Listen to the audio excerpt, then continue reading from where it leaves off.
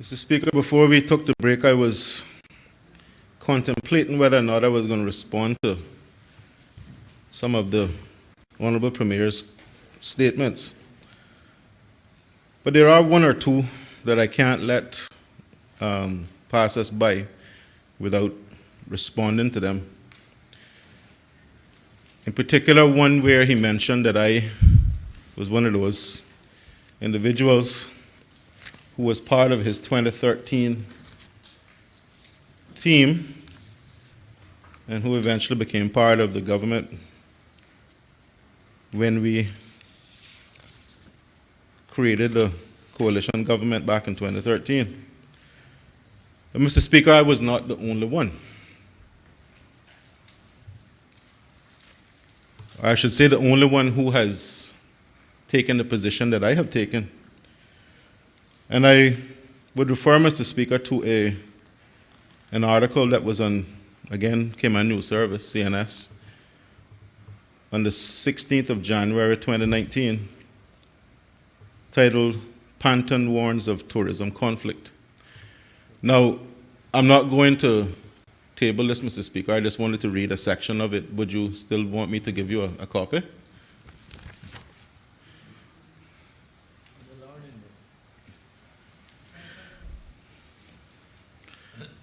Good. No, I would.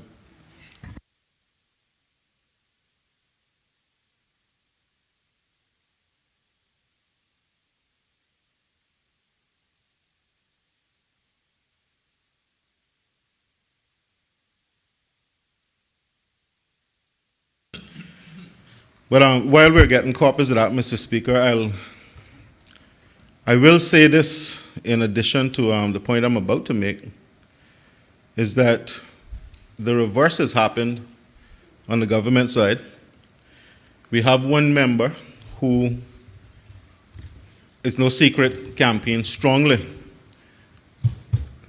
for quite some time with concerns about this proposed project.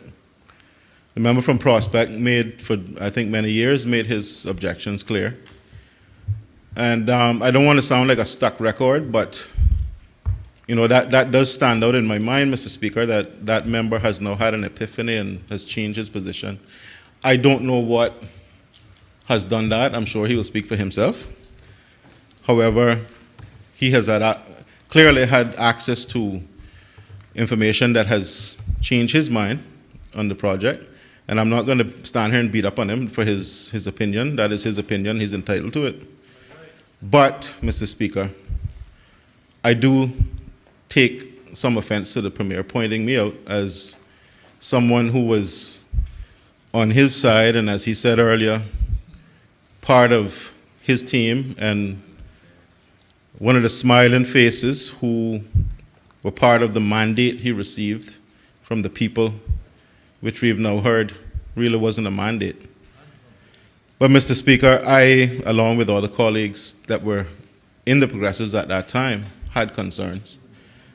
And that, again, is no secret. There were members who, I believe, slowed down the progression of this project because they had so many questions. I certainly had some when I was in caucus. But there were ministers, Mr. Speaker, who served in cabinet, who had concerns. And it is my opinion that that is why this project has taken so long to come around. It's because I wasn't party to those discussions in cabinet, but I was party to discussions in caucus and personal discussions with those members. So I'm not going to speak out of school, Mr. Speaker, but it is very unfair for the Premier to single me out as having left his organization. And I guess he's implying that because I'm over here now I have to oppose the project. Mr. Speaker, I had concerns back then. I remember going on a submarine tour of Georgetown Harbor, which was organized by the then Minister Panton, for us to see exactly what it was that was out there that we would be dredging. And I saw enough during that excursion to give me cause for concern. So when the Premier says that, or implies that because I'm over here, I have a change of heart, it isn't merely because I'm in opposition and I'm opposing, Mr. Speaker.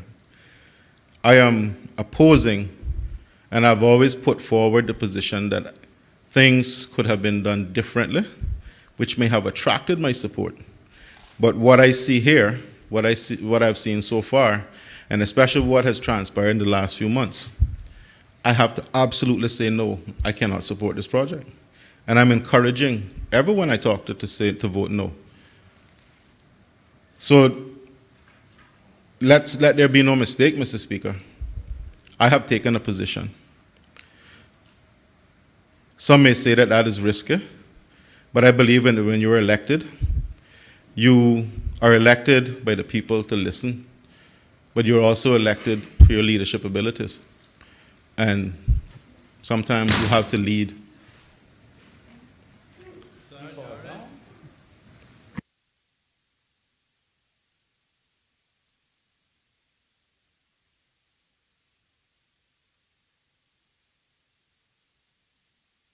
So, Mr. Speaker, I have the article here in my hand now, and with your permission, I'd just like to read a few short paragraphs.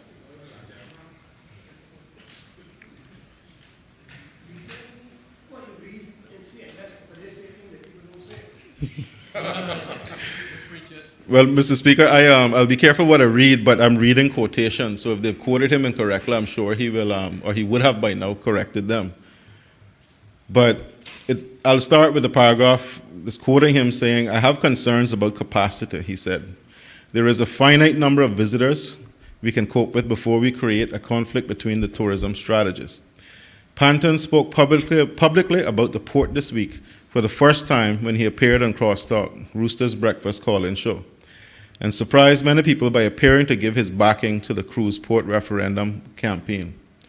Speaking to CNS shortly after his radio appearance, he said that it was completely legitimate for those who believe in a referendum to try to get the numbers required, but he fell short of committing his own name to the cause. Panton said government should not be worried about a referendum because it would give them a very clear indication of the public sentiment about the project. He said he does not see supporting the democratic process as an expression of opposition to the project.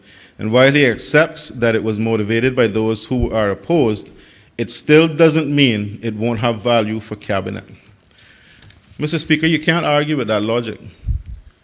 What a former minister in that government is saying is that this government should not be afraid or concerned about conducting a referendum on this topic, because the end result will be the will of the people.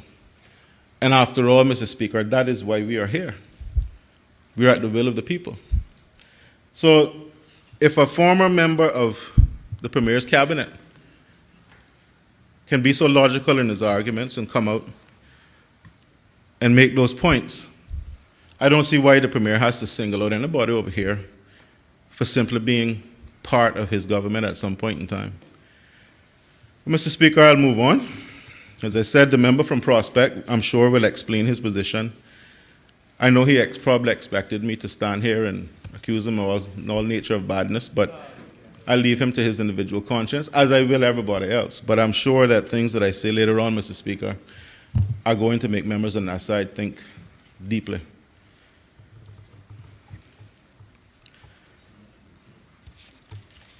Mr. Speaker, I heard the Premier talking about the campaigners, CPR, taking a year to gather signatures. And again, I think that those comments are quite unfair. And he said he wished that we had a referendum law, because then they would have been forced to do it in much shorter space of time. Well, that's, again, is common sense, Mr. Speaker. If you are operating and there's no imposed deadline, then you're going to do things in your own time frame as they're convenient to you. But if someone imposes a deadline on you, then you're going to speed things up. But what he forgot to mention is that while the people were out gathering signatures, his government was busy spending government funds campaigning against them. Not a referendum, Mr. Speaker, a petition to launch a referendum that is protected by the Constitution. These were the people who exercised their democratic right in Section 70 of our Constitution, and the government launched a PR campaign against them. And that we think that that is okay. That's one of the things I want the members on that side to think about. There's no wonder it took a year. It probably should have taken longer, considering that during that time as well, when we started to verify signatures, the Premier then announced that people could unverify. And then they went through this lengthy process of verification, forcing all 5,000 plus people to sign their name again, a second time. And then he talks about the fact that we don't have a referendum law is a good thing. The fact that we don't have a referendum law is why we had to go through that process. Why, he should ask himself why it's taken this long for the government to bring a referendum law. That is what he should be asking. But as usual, the narcissistic comments come across, blaming everyone else but yourself. Mr. Speaker,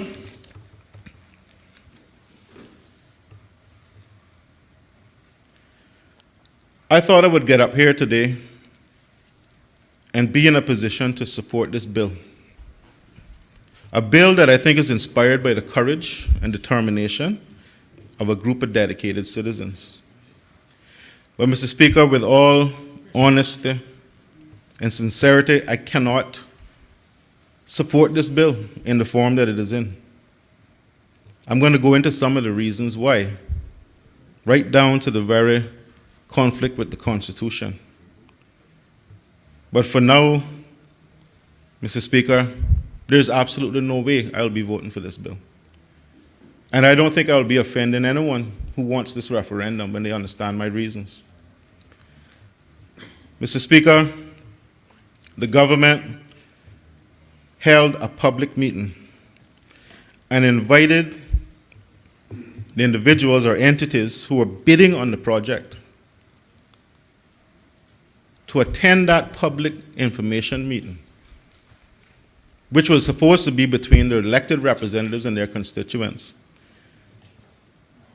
The bid had not been won yet. They were still in the procurement phase.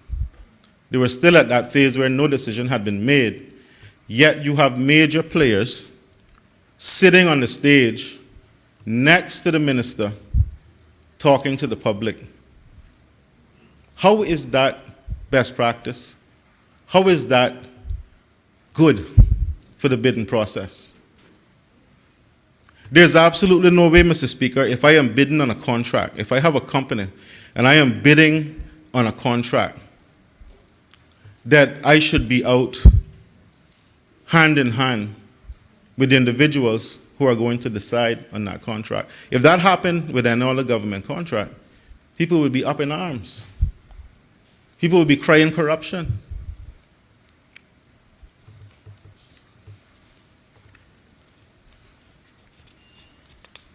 And at that meeting, we were promised a list of jobs which didn't materialize for quite some time.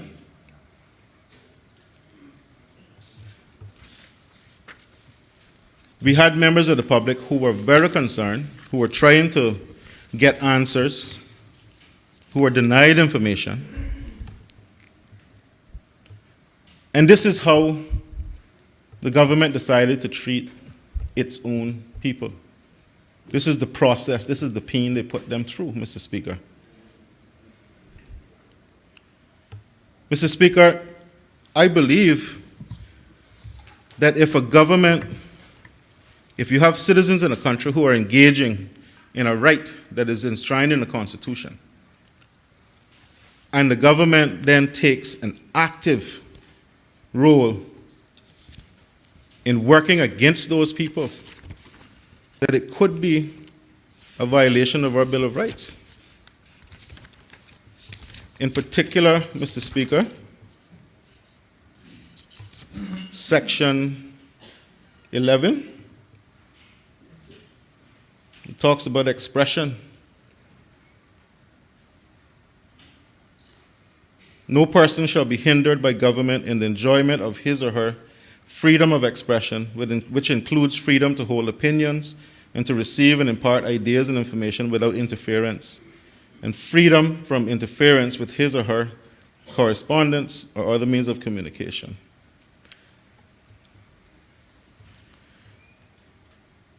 Mr. Speaker, we have to be careful. The government has to be careful how it goes about dealing with the citizens in this country, because they do have rights. Then, Mr. Speaker, I heard familiar voices on radio ads, civil servant voices. And I know that civil servants are obligated to carry out the policy directions of the government. But I really think, Mr. Speaker, in my opinion, that I was pushing it a bit too far.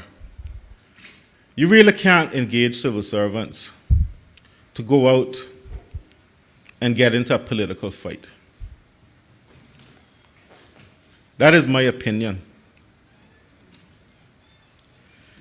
Mr. Speaker, we had a very lengthy session in Kimmenbrack.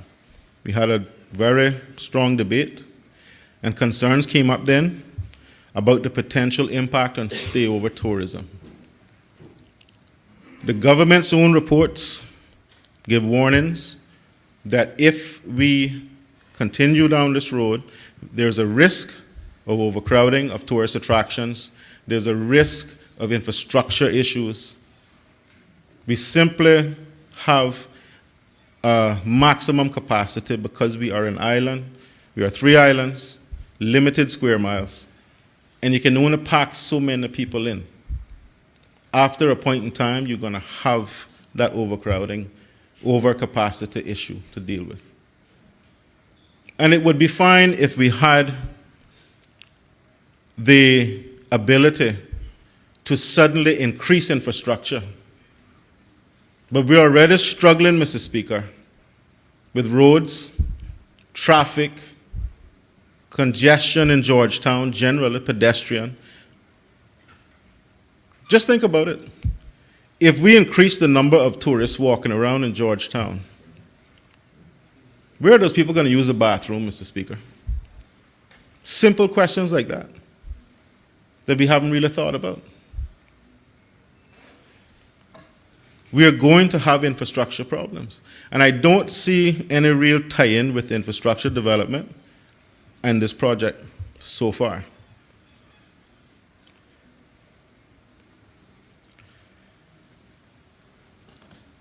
We also have safety concerns with local attractions, Mr. Speaker. We have Stingray City that is oftentimes overcrowded. We've had near serious accidents with boats. We have wildlife that are threatened by too many people interacting with them at one time. Where are we going to put all these extra people? And then again, you have the stayover tourists who are complaining about the overcrowding on the beaches, the overcrowding at attractions. Mr. Speaker, we became attractive to those people because we provided a unique tourism experience. We were a destination where it was quiet, peaceful, not the hyped type of attraction you would find in other locations. But Cayman was more low-key, quiet, relaxed. And now we seem to be buying into this mass tourism model.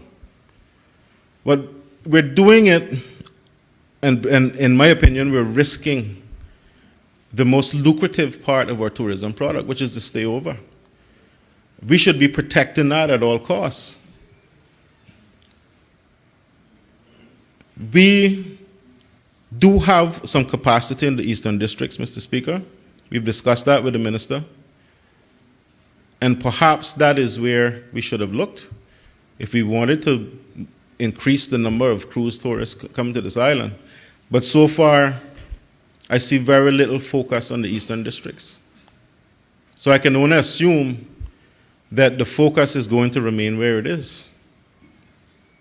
I know that the minister has worked on a tourism plan, and it promised great things, but I haven't heard anything since. And I hope that he'll give me an update when he responds or when he gets up to speak. Mr. Speaker, there was a no dredging option put forward to the government. That was ignored. The DOE was removed from the steering committee. That, again, was a big concern. Now we hear the Premier out, and he's ridiculing the organizers of the petition, saying that they will need a small miracle for this to happen. We allowed the cruise lines, Mr. Speaker, to come in here and meet with local operators in the middle of the referendum preparations. Mr. Speaker, these people have absolutely no business in our politics. They should have simply been told to hold on. And I'm going to come to I hear the minister from Bordentown, he's talking about information. I'm going to come to that because the Premier has now opened that door. Matter of fact, we can get into it now, Mr. Speaker. The Venice Commission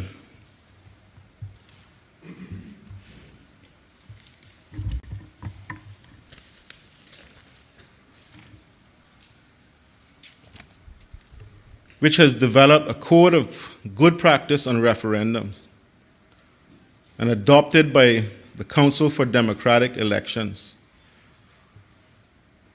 And this is all part and parcel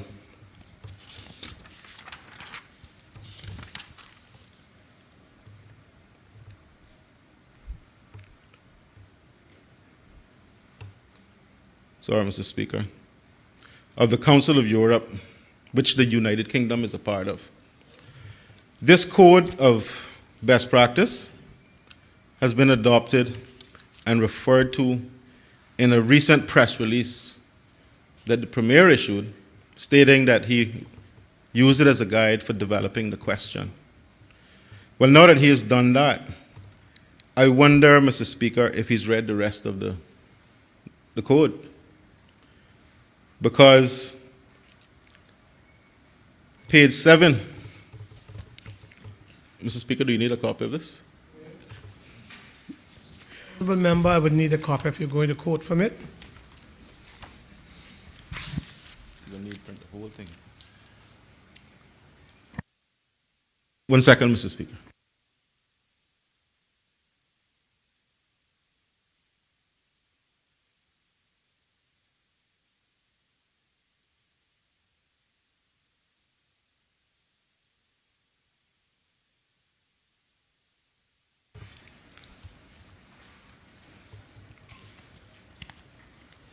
While we're waiting on that document, Mr. Speaker,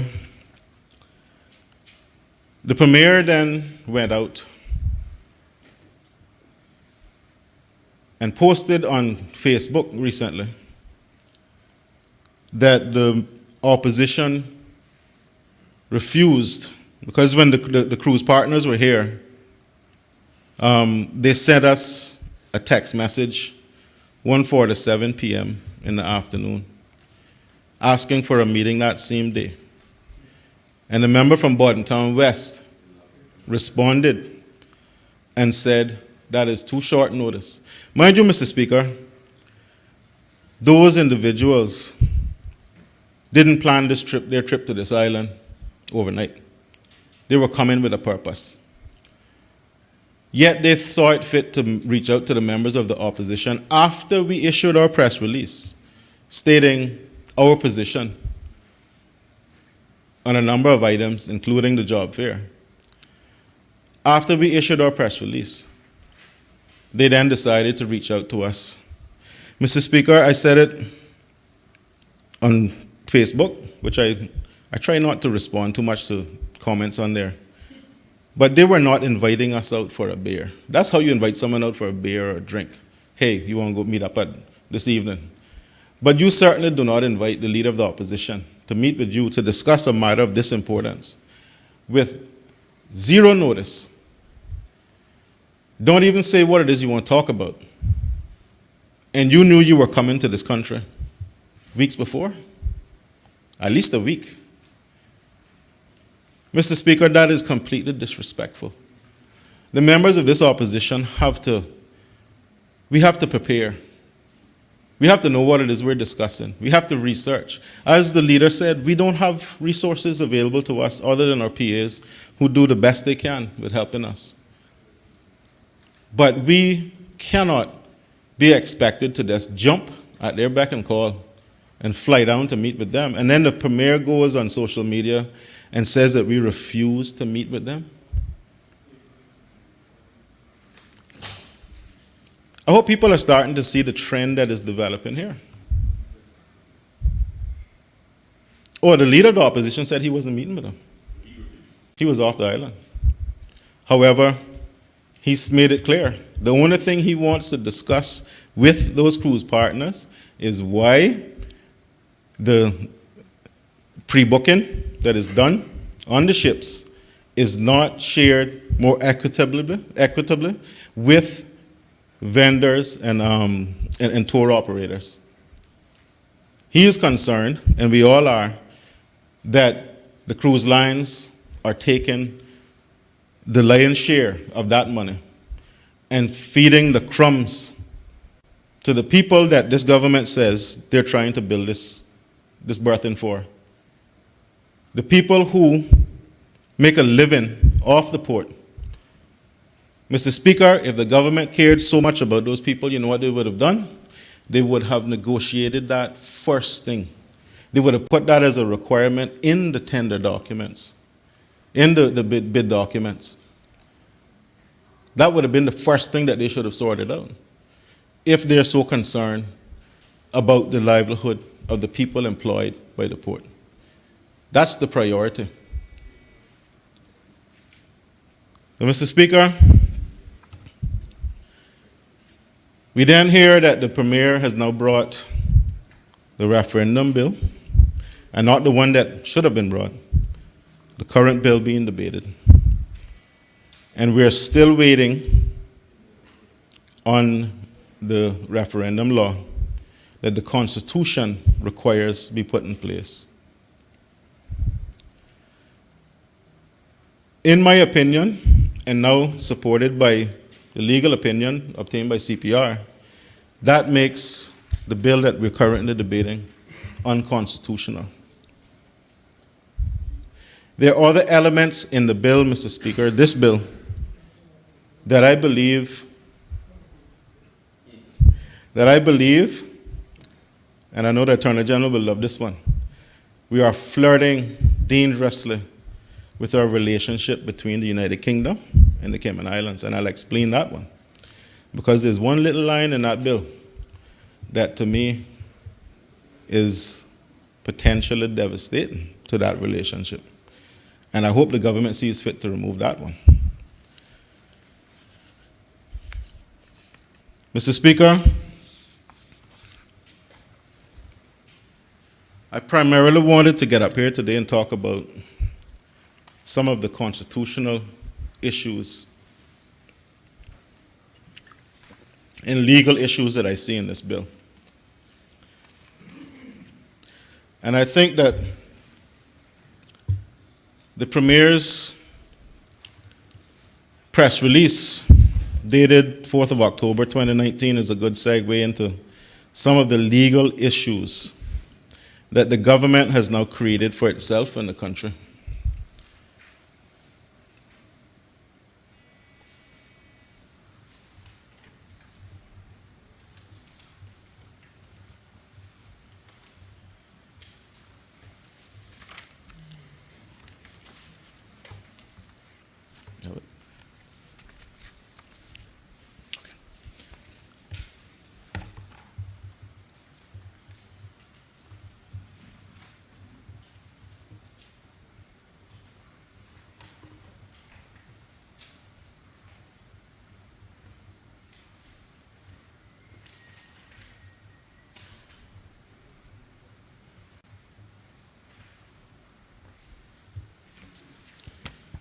Mr. Speaker, the Premier sent out a press release on October 4th stating that the title of the referendum bill gazetted.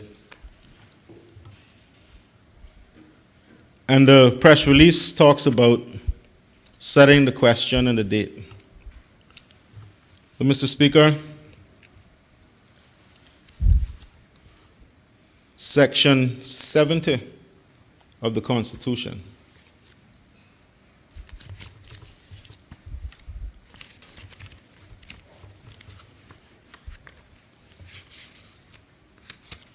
requires, and I'll read it just so that everybody is clear.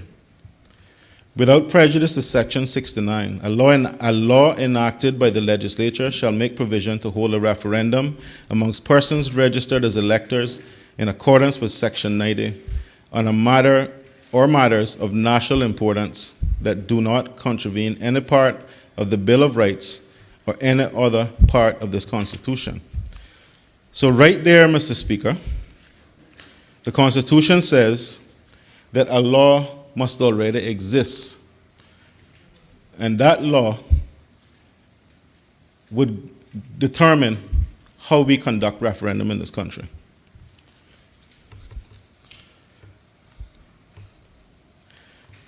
Section 70 also says, 72, before a referendum under the section may be held, there shall be presented to the Cabinet a petition signed by not less than 25% of persons registered as electors in accordance with Section 90. B, the Cabinet shall settle the wording of a referendum question or questions within a reasonable time period as prescribed by law. And the Cabinet shall make a determination on the date the referendum shall be held in a manner prescribed by law. Now, I hope somebody can get up and tell me where this law is, because there is no law in place that does that. So how can we then move ahead, Mr. Speaker, with this bill when the provisions of the Constitution cannot be satisfied? That, in my view, Mr. Speaker, is what makes it unconstitutional.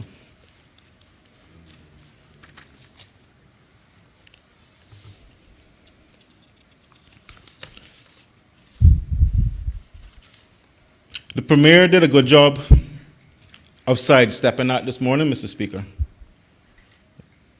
Today, when he, instead of focusing on the missing referendum law, he focused more on CPR and what they were able to do because there is no law. What he did not explain, Mr. Speaker, is why we are ignoring the Constitution, and two, why didn't the government first bring the referendum law before we went down this road? The Premier's press release, Mr. Speaker, also talks about there being no guidance given in the Constitution on how Cabinet should go about settling the wording of the referendum question. But, Mr. Speaker, Section 70 spells it out quite clearly. It says a law enacted.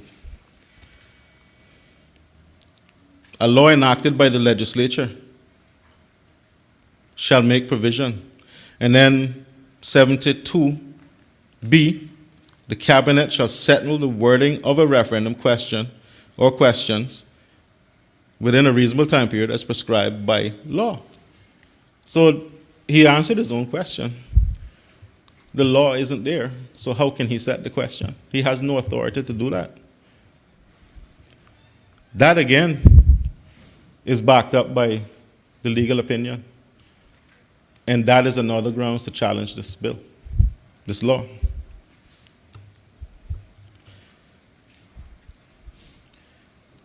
Mr. Speaker, the Premier also talks about, in his press release, that the question must be neutral, which means the wording should not really create any encouragement for voters to consider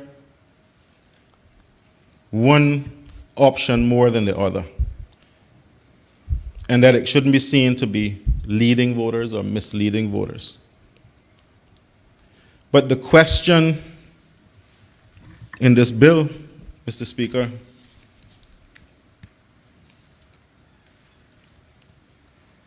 should the Cayman Islands continue to move forward with building the cruise berthing and enhanced cargo port facility.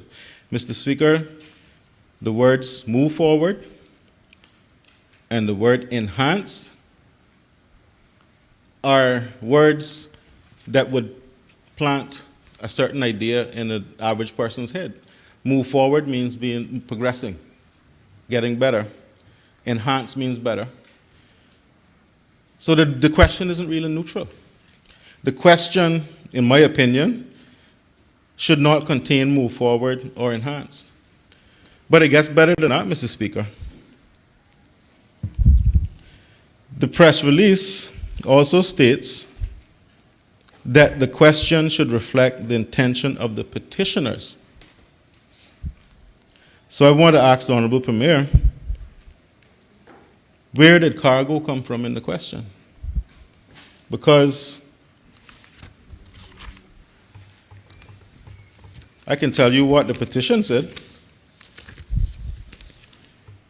The proposed cruise berthing facility, a matter of national importance, be decided solely by referendum pursuant to the Constitution. It says nothing about cargo, Mr. Speaker. So the Premier has added in cargo, and we heard his explanation that cargo has always been part and parcel of this project. However, we heard the Leader of the Opposition read from that EAB report that cargo wasn't scoped. Back in 2015, when that report was done, cargo was not scoped. It was only in the report so that they could determine the linkages between cargo and cruise. But the cargo project itself was not part of that study. And the report says that's why there's so little information about cargo in there. There's one paragraph. So, Mr. Speaker, again, the Premier, and we could have stopped him on point of order there for misleading the House. That was misleading information. But he says that the two projects are tied together, and one can't move forward without the other. That is absolutely ridiculous. And Mr. Speaker, it's my opinion that why the Premier has now chosen to tie the two together is because he has recognized that some people support cargo, but not cruise berthing. But they may feel compelled to vote yes because they want to support cargo. He has just conflated the two and deliberately, in my opinion, caused confusion. Mr. Speaker, the question is supposed to reflect the intentions of the petitioners, not the government.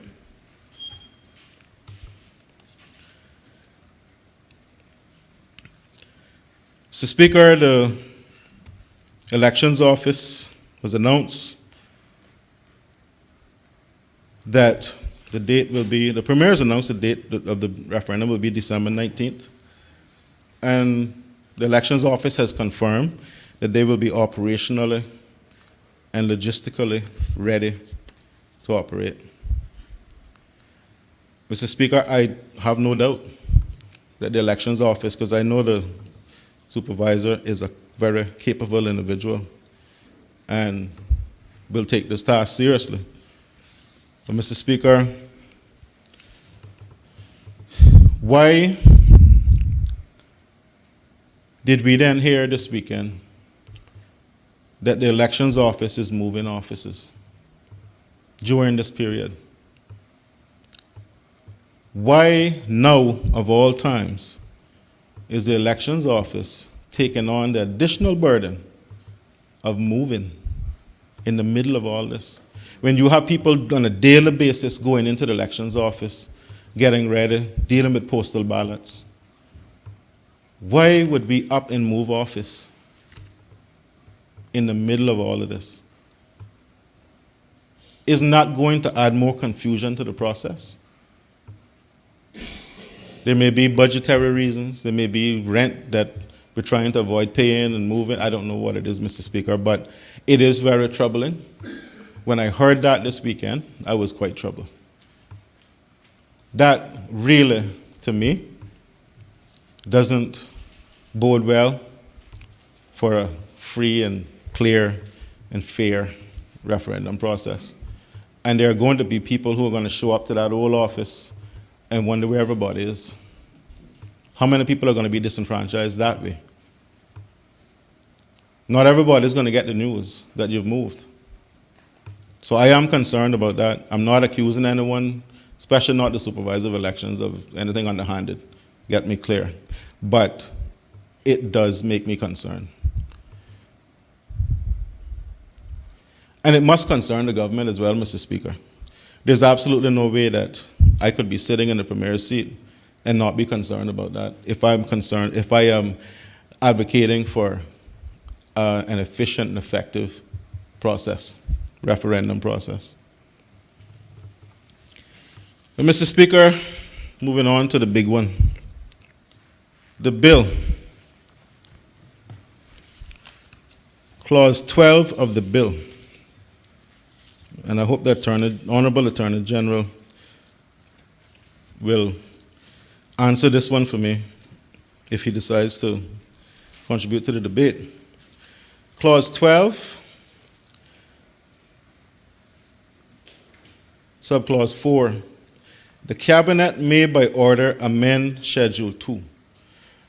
And just to explain why I'm doing this, Mr. Speaker, Schedule 2 actually contains references to the elections law. So what we've done, instead of reproducing everything in the elections law that we need in this bill, we, in Schedule 2, refer to that law. And in some cases, we change what is in the elections law and put those substitutions in Schedule 2. So this is, in my opinion, this is primary legislation. This is a schedule containing primary legislation. Mr. Speaker, I see this clause as being dangerous because it says Cabinet may by order amend Schedule 2. Now that says a lot for me. And it should say a lot for the members on the other side who have experience in passing bills. I have two possible trains of thought here, Mr. Speaker. One, that this could be considered an overreach by the Cabinet because it simply allows legislation to be changed by completely bypassing this legislature. Mr. Speaker, we are all up in arms about the way the United Kingdom government has dealt with us in legislating for us. We have been through countless debates and conversations in terms of the United Kingdom government legislating here from their parliament. So I think it's a bit hypocritical, Mr. Speaker, because Schedule 2 is not just some simple form where you would fill out your date of birth or it's an application form that we would expect, yeah, Cabinet can change that. This is primary legislation that could completely change this bill. And what that section does is allow Cabinet to sit behind closed doors and change legislation that affects this referendum. Mr. Speaker, that is not democracy. And that is why we've pushed back so hard with the United Kingdom government. How can Cabinet expect to change primary legislation by order? There will be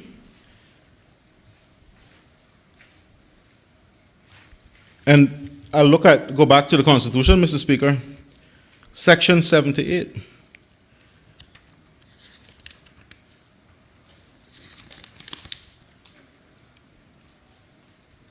A bill shall not become a law until A, The governor has assented to it in Her Majesty's name and on Her Majesty's behalf, and has signed it in token of his or her assent.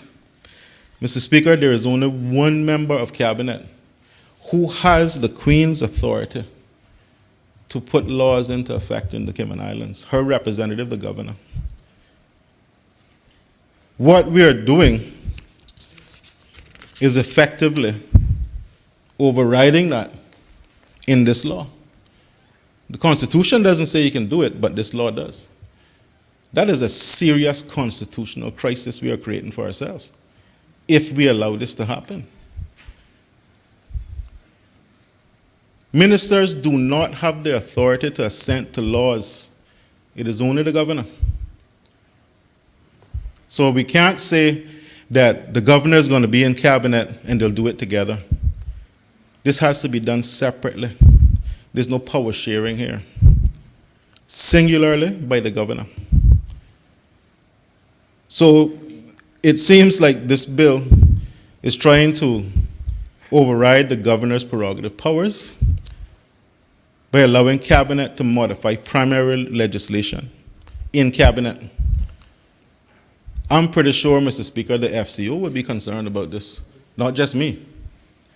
Mr. Speaker, I'm no lawyer, but I did sleep at a Holiday Inn Express once.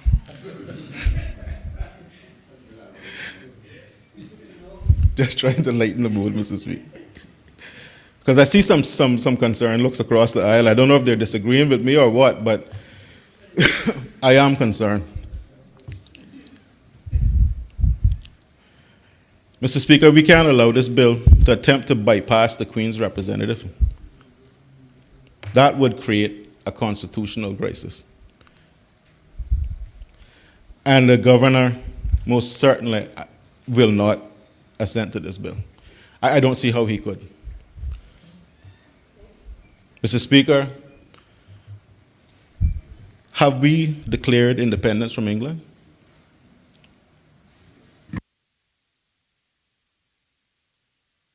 This is all my opinion, Mr. Speaker. This is all my opinion. I could be wrong. I hope I'm wrong.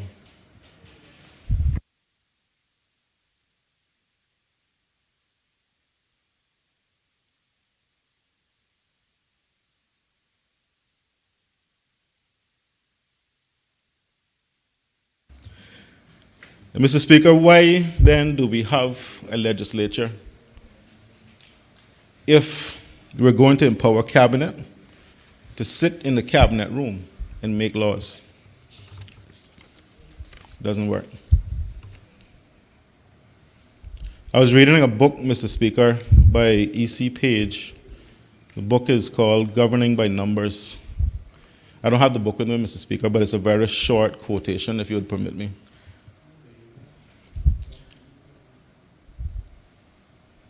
In the book, he provides two definitions of orders in council. And he clearly disagrees, the author disagrees with the legislating by order. He says the continued possibility of primary legislation made by the executive rather than parliament is anomalous in a modern constitutional democracy. Mr. Speaker, again, I said, I hope I'm wrong. Maybe I misinterpreted that clause, but I think to avoid any doubt, we need to remove that. There's absolutely no need for it. If cabinet wants to change anything, any legislation, this is where you do it. That's why we were put here. We are lawmakers. We are most certainly not muppets who just sit here and nod our heads up and down. We have to have a say. Mr. Speaker, if you think about it, there will be no public consultation on any changes to the law. There will be no debate. There will be no vote. Totally undemocratic. For that reason alone, Mr. Speaker, I don't think I can even be in this chamber when that vote comes. I don't know if everyone is getting it. But for me, it presents a serious problem.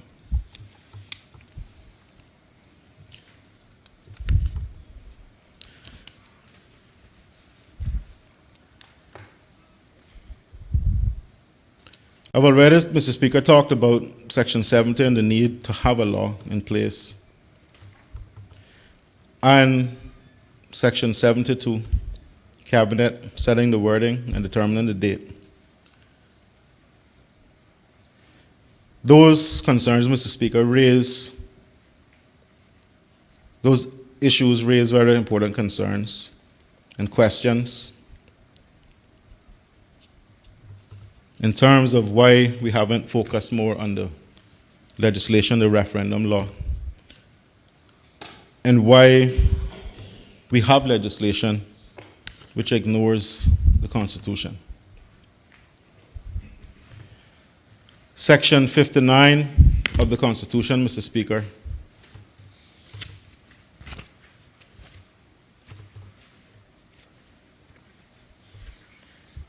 says, there shall be a legislature of the Cayman Islands which shall consist of Her Majesty and a legislative assembly. Subject to this Constitution, the legislature may make laws for the peace, order, and good government of the Cayman Islands.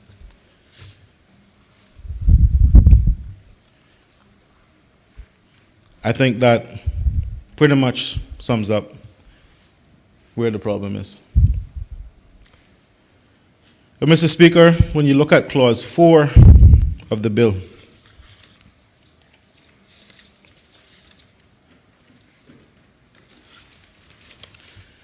(4.4) reads, the outcome of the referendum shall be binding on the government and the legislature if more than 50% of persons registered as electors pursuant to the Elections Law 2017 revision vote in the referendum in favor of or against the question specified in subsection 2.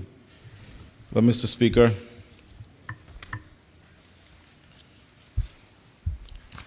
(73) subject to this Constitution, and this is the Constitution I'm reading, a referendum under this section shall be binding on the government and the legislature if assented to by more than 50% of persons registered as electors in accordance with Section 90. You notice what's missing, Mr. Speaker? It doesn't say or against. 73. Section 70, subsection 3. 70? Mm-hmm.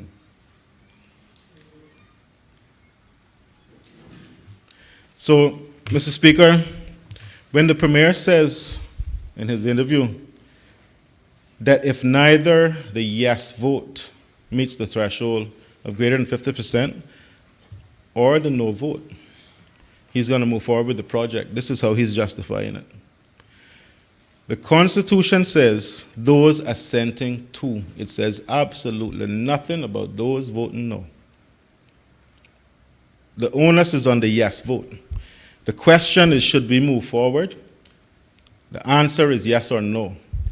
If you want to move forward, the yeses have to get 50% or more of the total registered voters. If you fail to get that, you cannot move forward. What the Premier has done is thrown in or against. So he's now requiring the no vote to reach 50% or more of the total registered voters. The Constitution says nothing about that. Absolutely nothing. It's not in there. He has added that in. And when I say he, I mean collectively, the government, not just he. That is a serious concern.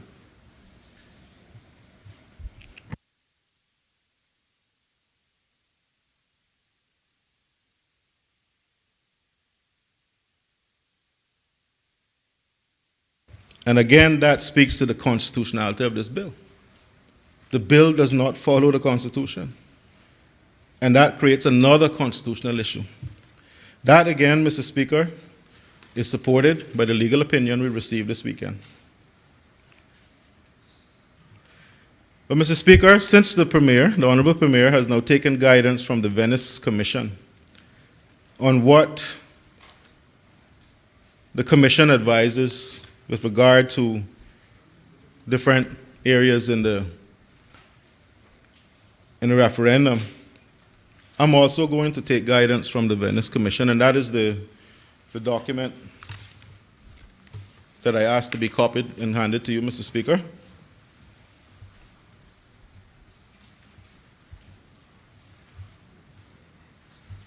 Oh.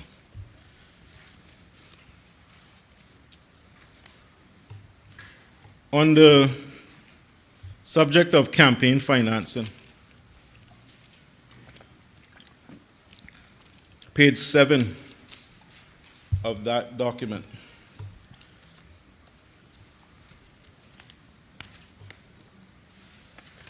Under 2.2a, equality and opportunity. And remember now, this is the Council of Europe we're talking about. This is 47 European countries, I believe, including, sorry? Or two, close enough.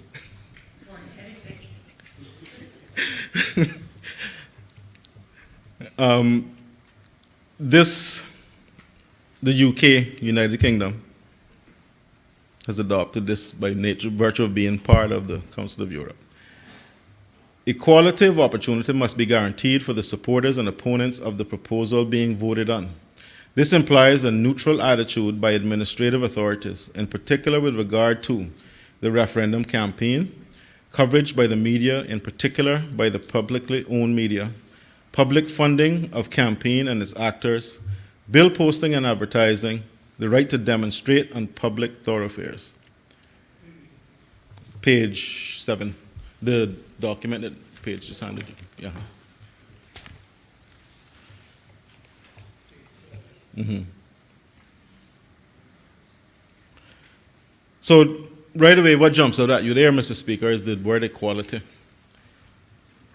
If we have a people-initiated referendum, and we have now gone down the road of setting a date, there must be equality of opportunity for campaigning, for advertising in the media, public funding. So if the government is spending public funds to fight or to wage their campaign, to conduct any marketing or mass media, anything, that must be equal. All sides should be able to do the same thing. Advertising, the right to demonstrate. So I don't know if the Premier read that part, but what it suggests to me, Mr. Speaker, is that the government should really be neutral in presenting both sides of the argument, or allowing those involved to present their side equally. And if you see where these arguments are evolving, Mr. Speaker, this isn't really an us versus them anymore. This is a question. This is a question being put to the public, and we want your answer. We, the legislature, want to know how you feel about this. It's not something that you go out and fight people down for, you know. It's a referendum. I know the Premier told me once he has a concern about referendum, especially late term, because if you lose the referendum, you're likely to lose the next election. I know at some point years ago he told me that. But I don't see it that way, Mr. Speaker, because even though there have been examples of that happening, if the government remained neutral and didn't take a position and said, just tell us what you want, then the public wouldn't see them as the oppressor, the bad guy. They would see them as a government that is receptive and open and willing to listen and take guidance from the people on this important matter. And it then would remove that fear from the Premier's mind. But I know he holds to that thinking. Mr. Speaker, the same document.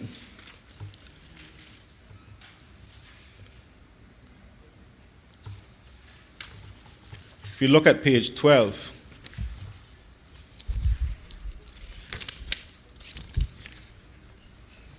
on the funding, the general rules on the funding of political parties and electoral campaigns must be applied to both public and private funding. And Mr. Speaker, I'm not taking credit for this. All of this that I'm reading here now is supported by the legal opinion. The use of public funds by the authorities for campaigning purposes must be prohibited. I'll read that again. The use of public funds by the authorities for campaign purposes must be prohibited. And you were reading from the European Commission for Democracy Through Law. Yes, sir. And you have made that clear that this is not the law in Caban. No. Well, it could be extended to us because the European Court of Human Rights falls under that. I'm not going to get into the debate, but you know that I just want to make clear that you have said that this is the European Commission for Democracy Through Law, not a law, not the Cayman Islands law. No, this is not a law. This is the Code of Good Practice on Referendum, Okay. which the United Kingdom is a part of, a party to. So, Mr. Speaker, if you look at page 20, and it gets even more interesting. I don't know how many people find this interesting, Mr. Speaker, but I do. But I have to go through this painstaking detail because it's important. In the explanatory memorandum, page 20,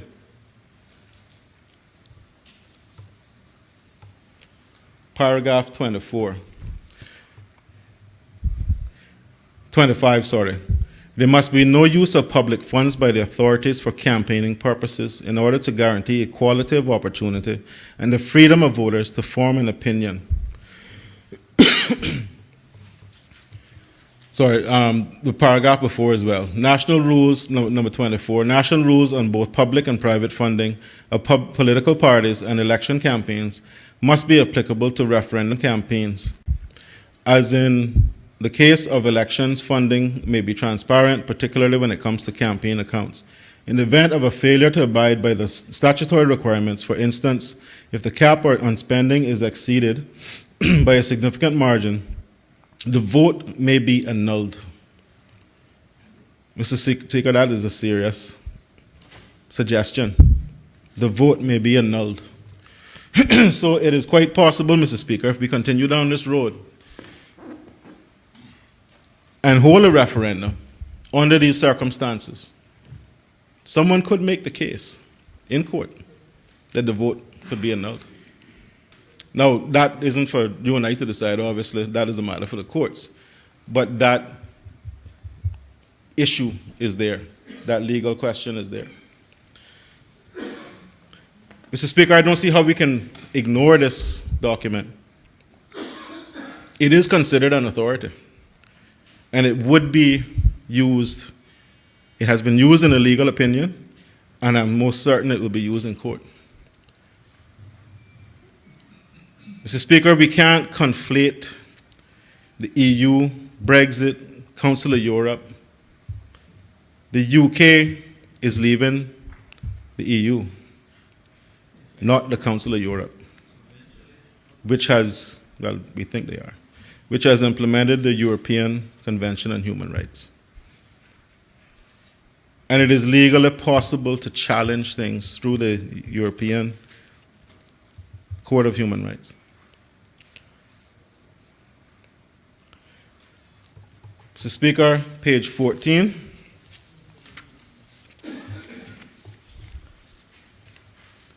Guideline 3.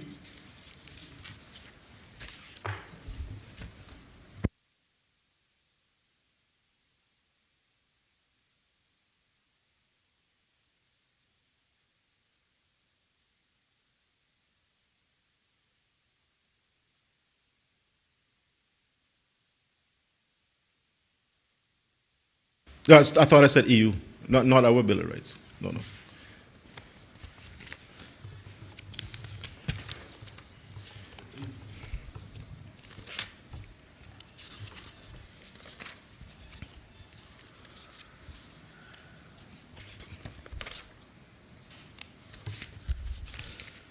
Speaker, guideline 3 on page 14 also talks about the quorum for a referendum. And while the Premier has said that section 73 of the Constitution, 70 of the Constitution basically gives him no choice but to keep the threshold at 50% plus 1. What he has done, as I mentioned earlier, Mr. Speaker, is required that the no vote also have to meet that threshold. I hope that we can take that out in committee, because it most certainly has no place in this bill. And again, I can't vote for this bill if that is in there. It has to be removed. It's unconstitutional. The Venice Commission, Mr. Speaker, how much time do I have left?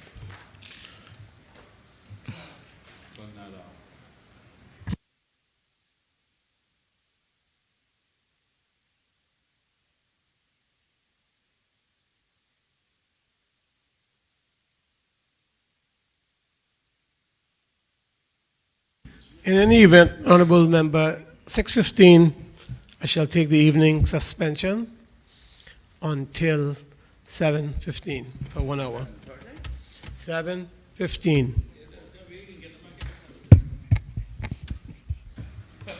Thank you, Mr. Speaker. I'll just finish this point then. The Venice Commission requires that all voters have enough information available to either vote for or against the proposal. I understand, Mr. Speaker, that the government may not want to agree with me. But why I went through all that painstaking detail is to make the point that it's not just me saying it. It's a standard. And it is something that if we want to pass ourselves off as a modern democracy, a responsive democracy that listens to the people and that follows the rule of law, then we have no choice. The commission demands a balanced approach when it comes to conducting referendum. I am now aware that the progressives are planning a public meeting, Mr. Speaker.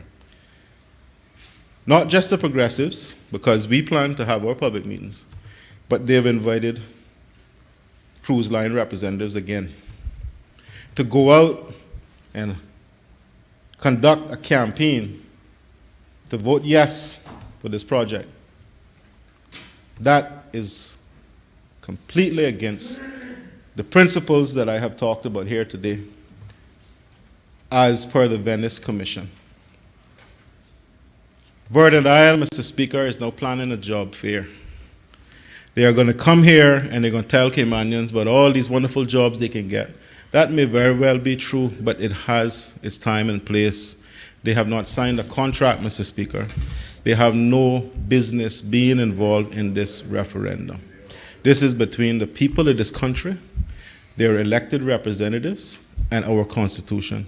I don't see Virgin Isle anywhere in the Constitution. Honorable Member, 6:15.